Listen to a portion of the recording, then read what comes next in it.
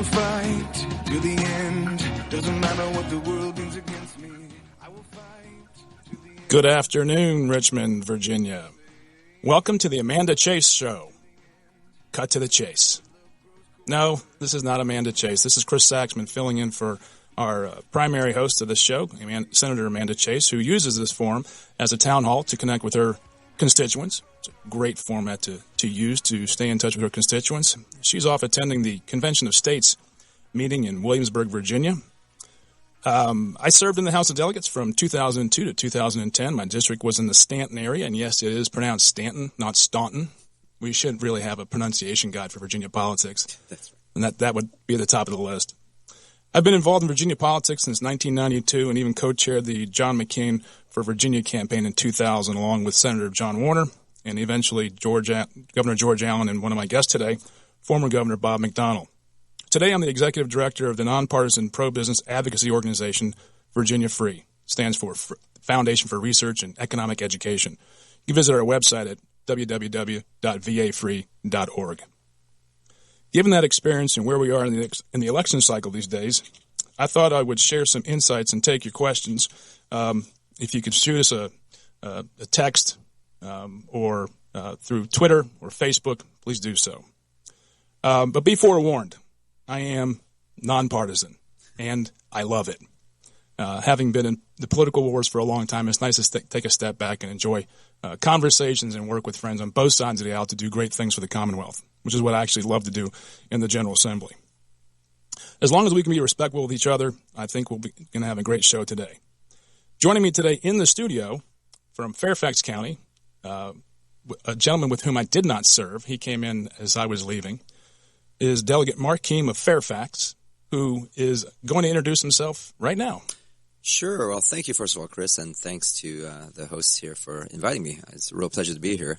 And I guess you could say that even though this program is called Cutting to the Chase, we've cut the chase because our Senator Chase is not here, and I'm sorry that I missed her, but she's a good friend, and I really appreciate her inviting me as well. Mark, tell us a little about yourself.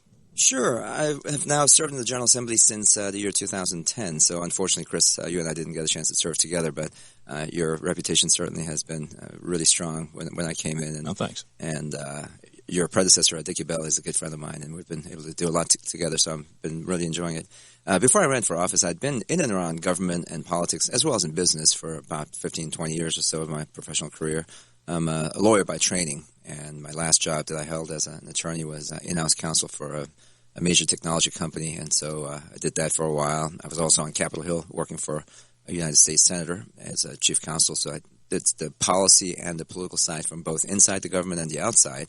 I've also seen business from the ground up. I was, at one point, between college and law school, I was an entrepreneur, and I like to say that I ran a few non-profitable businesses, non-profit organizations, and but I gained a lot of experiences doing that, and so I do appreciate the entrepreneur spirit of America and the fact that people can just go out there and try things. That's great. And I read your bio very quickly on Wikipedia. Since we didn't serve, we didn't get a chance to know each other. But I do have to put a plug in for Dickie Bell. I've known him since I was 10, and I'm 50 today. Wow. He was one of the volunteers and coaches at the YMCA and soccer. I've known his family for a long time. And as a matter of fact, he was the Sunday school teacher for my wife's Sunday school class when we lived back in Stanton. So we're very, very close. Yeah, Dickie and Anna are just wonderful people. Wonderful people. Mm-hmm. But tell us some more about yourself. I read on your the Wikipedia page. It's not your website, your campaign website. You were born in Korea, and you immigrated to Vietnam, and I think you're a PK, a preacher's kid as well. Yeah. Well, I guess in some ways I have a rather unique background, and certainly not the most typical traditional path in Virginia politics. But on the other hand, I'm like a lot of Americans who come to this country, whether you're a first-generation immigrant or several generations, all come here for the same reasons. My story starts in the 1960s when I was born in Korea. It was only about 15 years or so after the Korean War was over, and so it was still very much a war-torn place. And so both of my parents, who lost their parents during the war, really didn't have much of a future in Korea, and so they were looking for a way to see if they can find other opportunities. My father, being a pastor at the time, actually had some experience in Vietnam because as a pastor as well as a military chaplain in the Republic of Korea Army, he actually served in Vietnam during the war as a chaplain. So he had some experience with the language and the culture of Vietnam. And so in 1970, when the country developed some diplomatic opportunities with other countries. This is Vietnam. Vietnam, yeah. So Okay. South Korea actually sent some folks into Vietnam Okay. to help establish the community. And so my father ended up starting the first and only Korean church that's ever existed in Vietnam.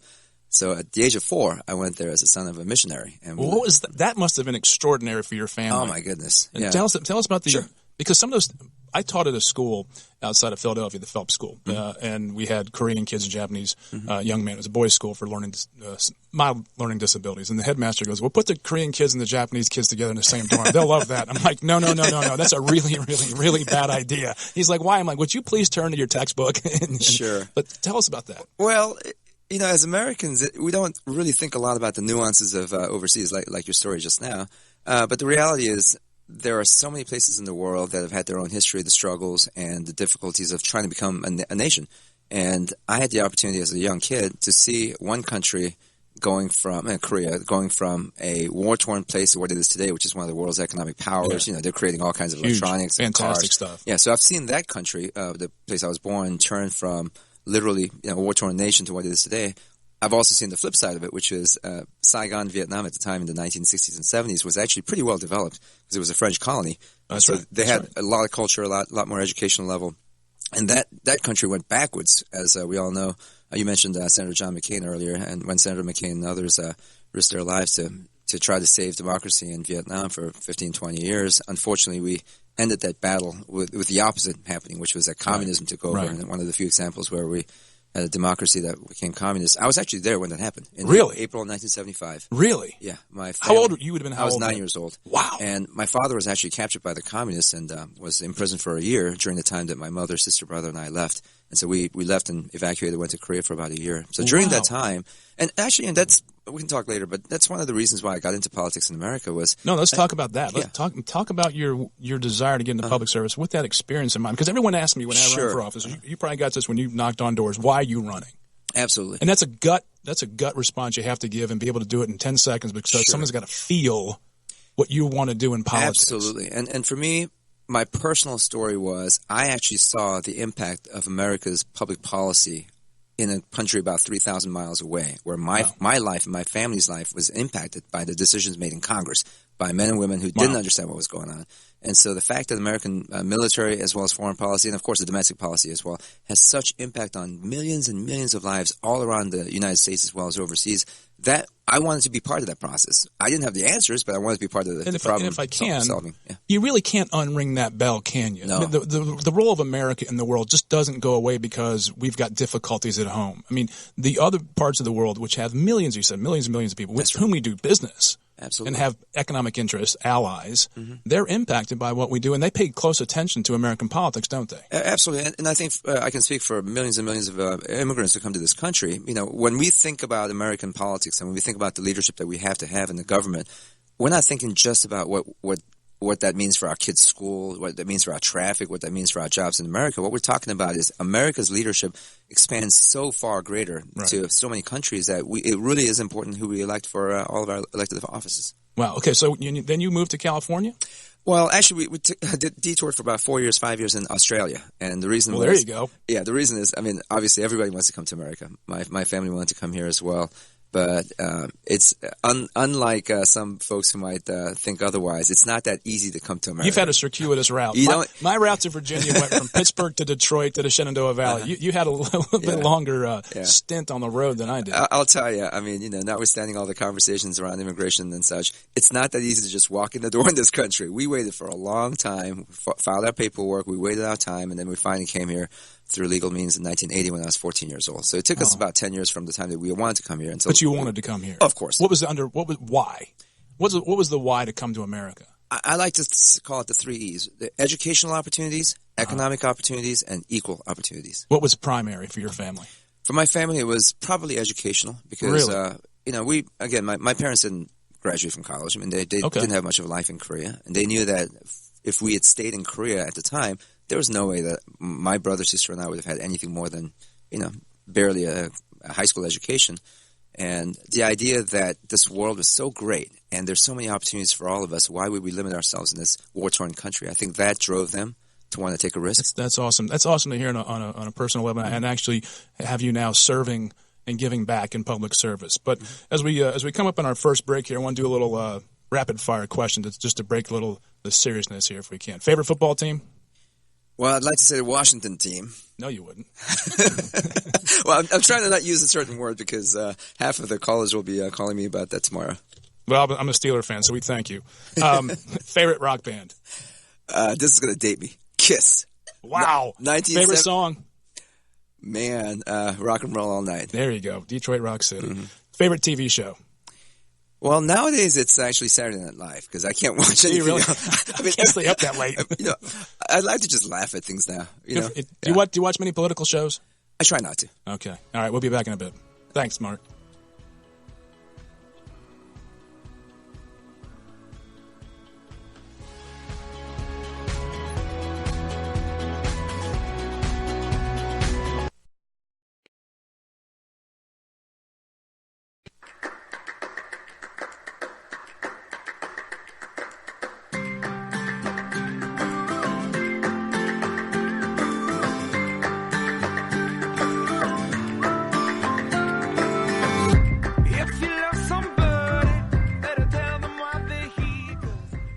And we're back. This is Chris Saxman, substitute hosting for Senator Amanda Chase in her town hall format radio show here on WNTW 820 AM. The Answer. Joining me in studio today is Delegate Mark Keam from Fairfax, who has served in the Virginia House of Delegates since 2010. And we'll be talking politics and we need to talk more about the elections, right? Sure. Not here. I never watch the shows anymore. I just can't.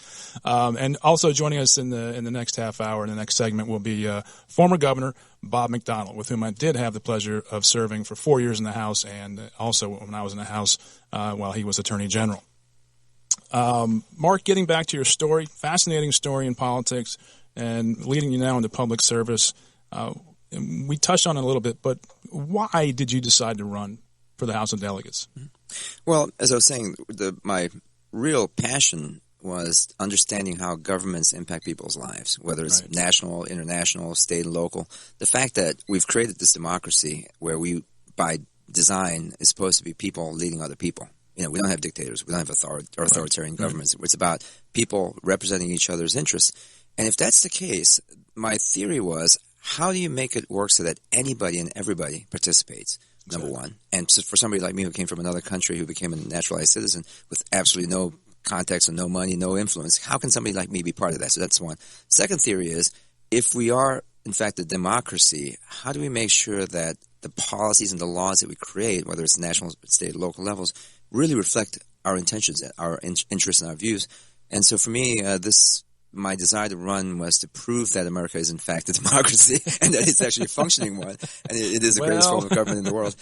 Yeah, it's difficult these days. I mean, it is. When I was elected in 2001, that was when Mark Warner was elected, and it was more of a pro-business, I would say, Democratic Party then. It was more sought after, I think. I think we've seen that. I think it's easy to say that the National Democratic Party is with Senator Sanders and Warren. They have. I would say, and I mean, please correct me if I'm wrong. No question. They're not seeking the business support, and I'm trying to remain nonpartisan here. But at that time, and I was elected in 2001. That was 9/11. Yes, and the nation came together and said, we have to be together. They got on this. Do you remember? Yes. You were probably there. I was on Capitol Hill when that happened. Right. And so when we were elected, we were out knocking on doors right afterwards, though, the ethos of the time was you had to be more bipartisan than the other guy. Like, that was like what you put on your brochures. I'm more bipartisan than that guy. Yeah. So that all washed out. I think largely due to the war and, and the cycle of politics and where we are. I think the advent of the internet and the explosion of social media has driven such a wedge in between people. Absolutely. How do you bridge that in what you do? And what are you seeing in politics that is so different than that ethos? Well, that's a really good point and a good observation. And I was on Capitol Hill when 9/11 happened. I remember distinctly when all the members, House, Senate, Democrats, Republicans all came together and sang, God bless America on the steps. And for a moment there, you thought it was actually a genuine, sincere feeling that it's going to last. And of course, it didn't last too long. As soon as the Patriot Act was introduced, which I had a chance to work on, things just kind of went back. Was that it? That was one of it. But I think part of it wasn't so much the Patriot Act. I think it was the idea that people distrusted. And I want to go back to this point that you mentioned earlier about the ethos of America.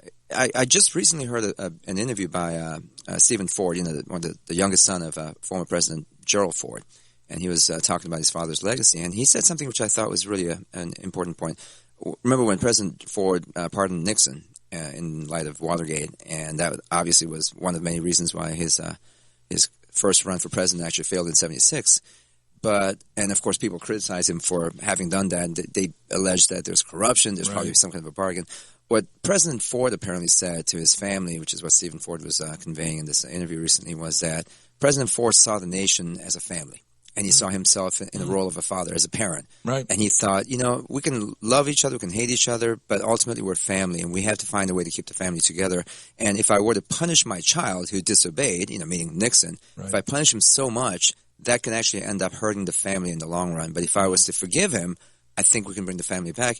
And I thought about that in today's world. I mean, how often do we talk about America being a family? How often do we have leaders on both sides of the aisle, whether it's national or state and local, talking about us all being a family that we have to work together as opposed to treating each other as enemies? So I think the idea of bipartisanship comes when you recognize each other as all being on the same side. Right. I think the brilliance in politics, we all know what we believe. Yeah. I mean, there's not a whole lot of undecided voters out there, but the brilliance in politics, I think, is seeing what the other person sees. That's right. And trying to get to that point at which you can agree to peaceably live amongst each other, with each other, and still get what you want. Yes. And that's a hard needle to thread. Yes. But let's jump into the election as we're coming into it right now. And I love these headlines. And you've been in long enough. In the Wall Street Journal today, polls show Clinton up, lead shrinking, up by 6 points among likely voters. I love this part. Turnout may be an issue. Who writes these things? Really? People showing up to the polls might actually impact the electoral outcome? Brilliant. Yeah. So we've seen a lot of, polls are they're sort of the baby aspirin of the day. Everyone's taking them all the time, it seems. Sure. But since you're familiar with Illinois politics, I saw a poll today. Why they're polling in Illinois is confounding to me, but Clinton 45, Trump 39. Is that legitimate? Well, that is very interesting, and obviously it's an Emerson poll. It's on Real Clear Politics. I think the reason why they're polling in Illinois is because there's a Senate race that's very hot. Senator Mark Kirk, who's the incumbent, might be the most vulnerable Republican right now, and Tammy Duckworth, it's actually a friend of mine. Same poll has Duckworth up by 2. Yeah, and she's a friend of mine, and she's an Iraqi veteran who's running in that race, and so I think that's probably why they're drawing some national attention. But let's put it this way: our nation has been divided for a long time. It's not just because of Hillary Clinton versus Donald Trump. No, I think it's generational. Yeah, well, a lot of reasons why. And I think it goes back to the Vietnam War. Yeah, exactly. Those divisions have never really healed. Vietnam War, Watergate, we've lost trust in our institutions. And we're not just talking government, too. I mean, you look at anywhere, whether it's religious, educational, business, Wall Street, we've lost trust in our institutions to do the right thing. How do we get that back? How do you get lost trust back? I think, first of all, I'm never giving up. I'm an eternal optimist. You're a Redskins fan. It's okay.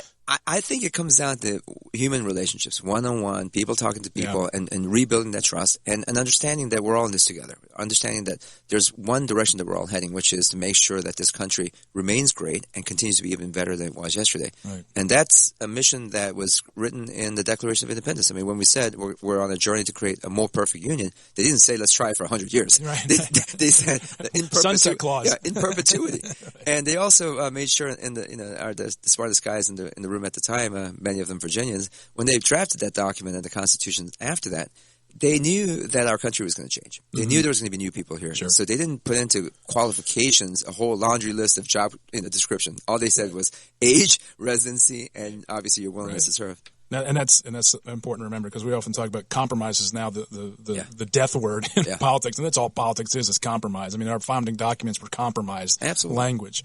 Coming up on our final break here, Mark. And this is important to the business community. Sure. They see an intractable partisan reality. What would you say to business leaders who want to see government work? What do they have to do in order to get us to where we have to be? I think we have to make it absolutely clear that, number one, you have to acknowledge that the government has a role. I think, unfortunately, we see on partisans, especially on the extreme side, that they just dismiss the role of government completely. So acknowledge it, but also at the same time, and I'll speak to my side of the aisle, acknowledge that the government isn't always the best solution, and that the government has to learn from others as well. I think you need to speak a little bit louder. Absolutely. We'll be back in a few minutes. Thanks, ladies and gentlemen.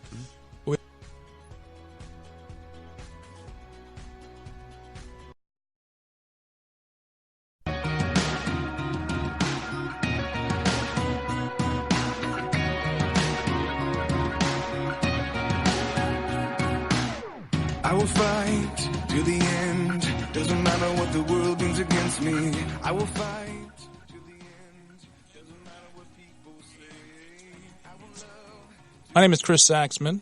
I'm in the studio here in Chester with Delegate Mark Keam, and on the phone joining us, former Governor Bob McDonnell. Bob, are you there? Yes, Chris. Good afternoon. Great to hear from you, Bob. Hey, Bob, you and I have been friends for, 15 years, and you've been through the ringer. Tell us, how are you doing? What's going on in your life, and what's going to be going forward for you? Well, first, Chris, thanks for having me on. I appreciate it. Much now my friend, Delegate Mark Keam, who worked with for a number of years when I was governor, and I want to say to your listeners how much I appreciate the support of so many Virginians during this grueling time after 38 years in public service. To have the government of my country accuse me of things that I did during office, which I have consistently maintained were not true. And so I'm delighted the United States Supreme Court now has unanimously vindicated me and my wife in this matter, and the government's now dropped all the charges. So, Chris, I'm first and foremost very blessed with so many friends, with a justice system that ultimately worked, and with just amazing grace to be able to endure these last 3 years. And so now it's about finding ways to do some productive things and service to others during this fourth quarter of my life. I love service to others.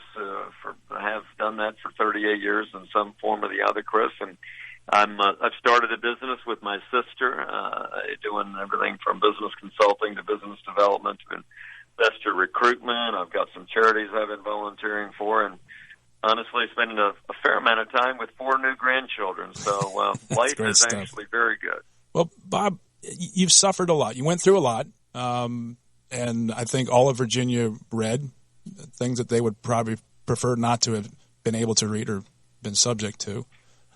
Who did you become through all this? What did you grow into? What was introspectively when you sit back and go, wow, that was a lot? You know, Chris, I've always been sort of an average middle-class kid from Northern Virginia, kind of like your other guest, Mark Keam.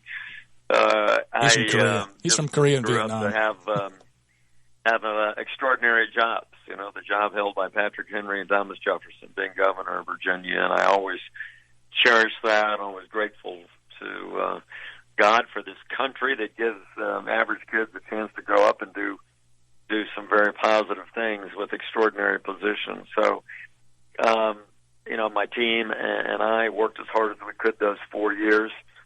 But when you go from governor to indicted in 10 days, Chris, it certainly causes you to take a thorough review of every aspect of your life. So I guess what I would say is I spent a lot of time thinking more about the important things of life, the golden rule, the great commandments, and those things that really make a difference. I've thought much less recently about politics and polls, and thought a lot more about what can I do to actually serve people at a more retail level going forward. The importance of family, children, grandchildren, things that I've missed a lot during very intense years in statewide office. So I think I'm a better, stronger person, having gone through years of suffering, adversity, loneliness, and my faith in God and His providence and His mercies have grown immeasurably. And so I am ready now to continue to serve, maybe in a different way, Chris, outside of elected office.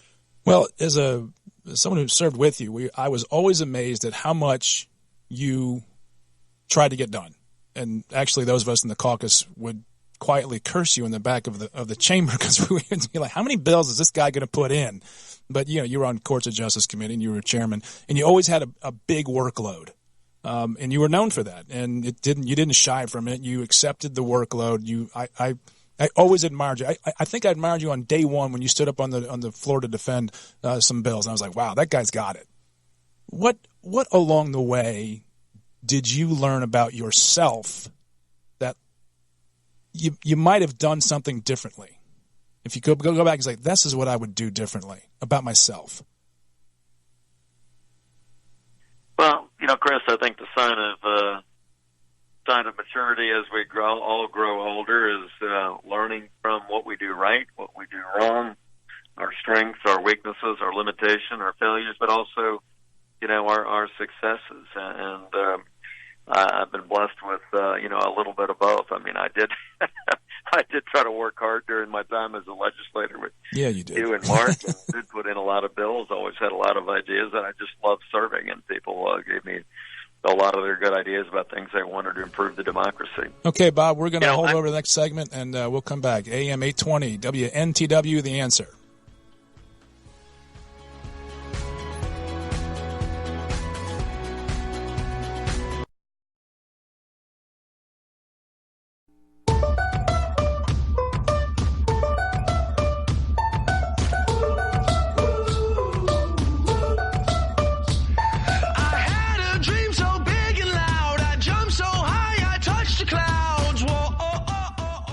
Place is just running like an Italian train, isn't it? Just binging line. This is Chris Saxman filling in for Senator Amanda Chase on her town hall here on AM 820 WNTW, The Answer.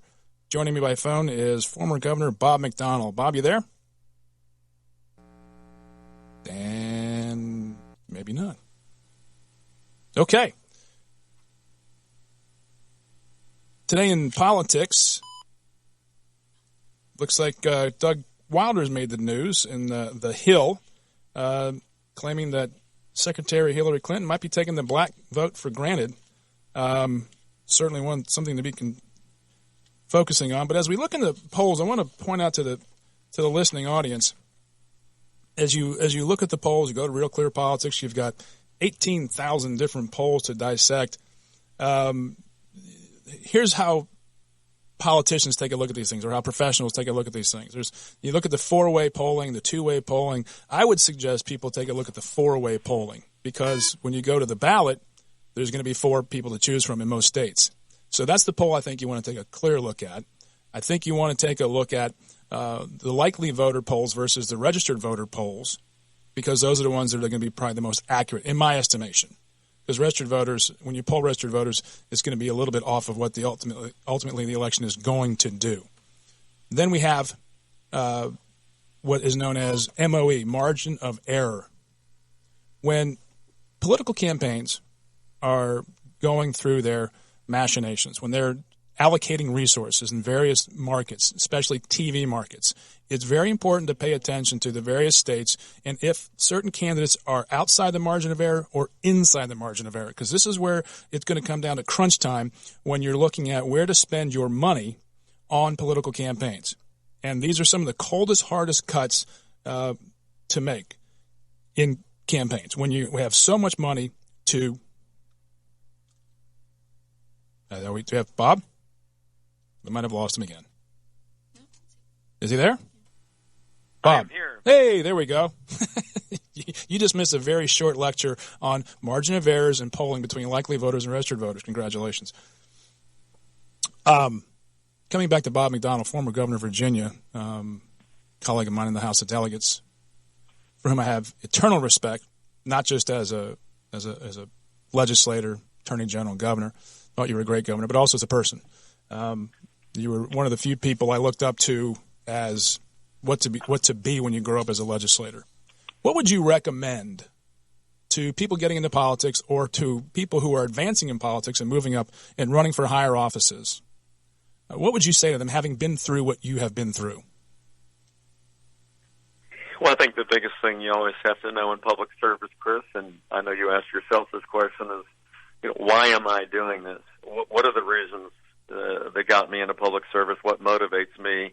And do I truly love service to others? Because ultimately, if you do not have a servant's heart and really care about getting good results for other people, you're not going to succeed in public service. And as tough as these statewide campaigns are, that is, to me, the seminal question everybody's got to ask themselves and know in their heart they're in it for the right reasons before they launch a campaign.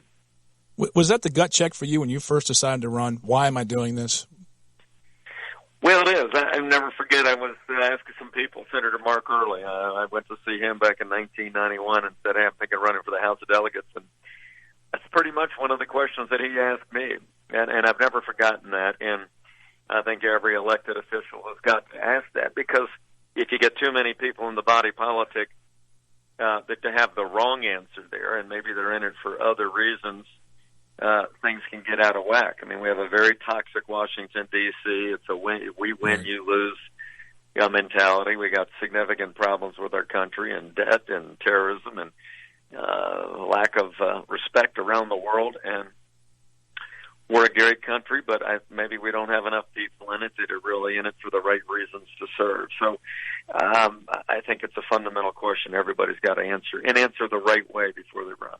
What would you suggest to people who are in it, who got in it for the right reasons, who are in the grind, and it's a grind. You and I can both agree on that. We've been through it. Is sometimes. I mean, Yes. I don't want to equate it to war, but it is a battle. It is a battle of the mind. It is a battle of the soul sometimes, a battle of the spirit.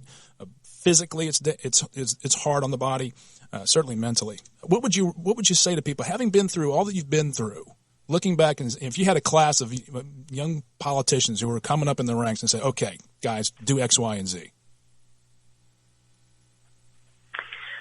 You know, you can't ever lose the joy of service to others. I mean, that's why you do this. It's a representative democracy. The founders were brilliant.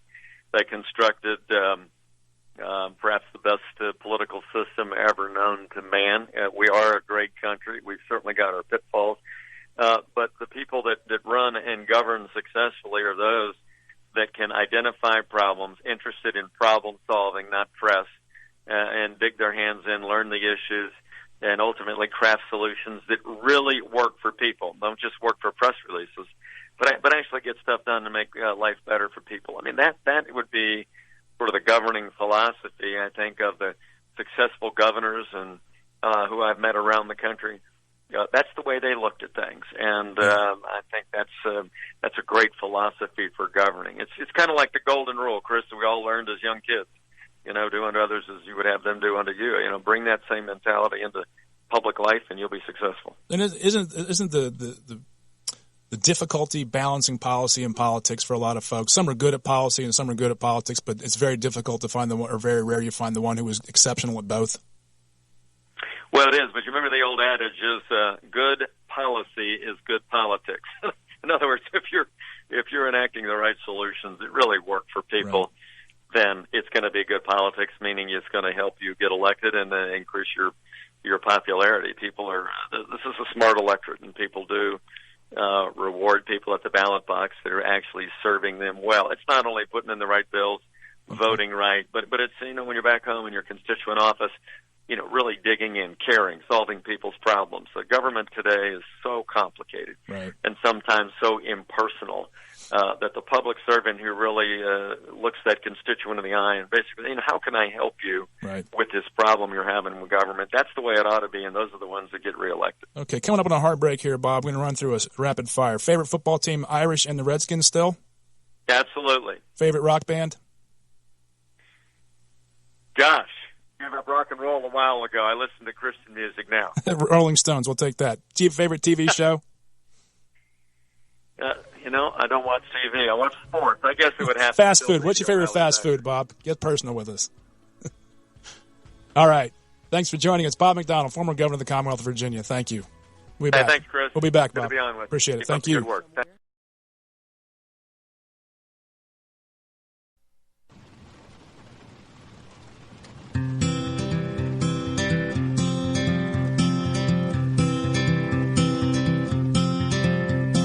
Hold on to me as we go,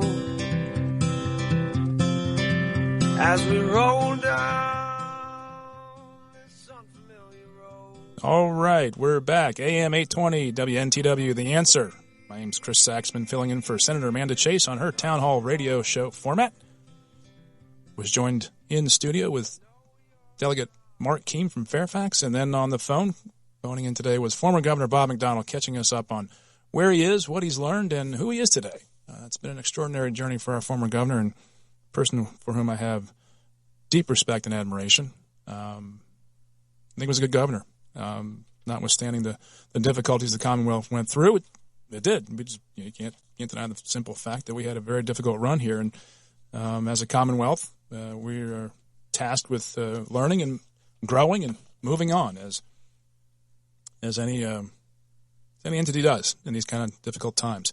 Joining Senator Chase next week, two of my former colleagues, Delegate Lee Ware and Delegate Kirk Cox, outstanding public servants. I hope you'll tune into that show next week. I think you'll learn a lot about state government and what it takes to be successful in politics and policy, as Delegate Ware and Delegate Cox have been. I can't speak highly enough of them. They are truly two wonderful people. In the political world, we're down to basically two. I guess Chris Christie said the other day was, look, we're down to chicken and fish. You just got to pick one, right? That's what we get down to. Not the choices we get to make on airplanes anymore. You have to buy your own crackers, it seems. But I think that was the metaphor he was referring to. But in the polls you look at, we were talking about earlier when we dropped off the call there with Governor McDonnell. When you look at polls, you go to Real Clear Politics, you look at all the different polls coming up. You got four-way. That's what you want to take a look at. You got likely voters versus a registered voter in the polls. Look at the likely voters polls, especially as you get closer to the election and figuring out where this thing is going to go. So I think most people know where they're going to go in the election. I don't think there's a whole lot of undecided voters right now, and they're not, I think, going back between either or. This is for the campaigns getting them out to the polls. Look at inside and outside the margin of error. That way you can determine where the money is going to be going. If in the state of Virginia, Trump is inside the margin of error, you're going to see a lot of money and a lot of resources being spent in Virginia. If it's outside the margin of error, money and staffing is going to be leaving. That's what you saw in the Clinton campaign earlier this year. They pulled out of Virginia. They started spending money elsewhere, and the polls have sprung back, and you're starting to see a lot more activity in the Commonwealth. It's really important as you pay attention to the political world. I mean, I'm sure a lot of y'all watch the TV shows at night. Watch where the candidates are going. Recently, Barack Obama went to go campaign for Secretary Clinton. Pay attention to where he went. Pay attention to what he said. He went to Philadelphia. That means they have to get the vote out in Philadelphia. That might mean Pennsylvania is actually in play. It's always been, for Republicans, the reach that they should not have gone for. And they spend too much money and time and resources there, and they end up losing, and they could have spent that money elsewhere. Some important campaigns that are taking place in the Senate will also combine with where they spend resources. But pay attention, learn, do your homework. Get out and vote, and most importantly, keep having faith in this country. We have a great democracy and a great republic, and it's our duty and responsibility to vote.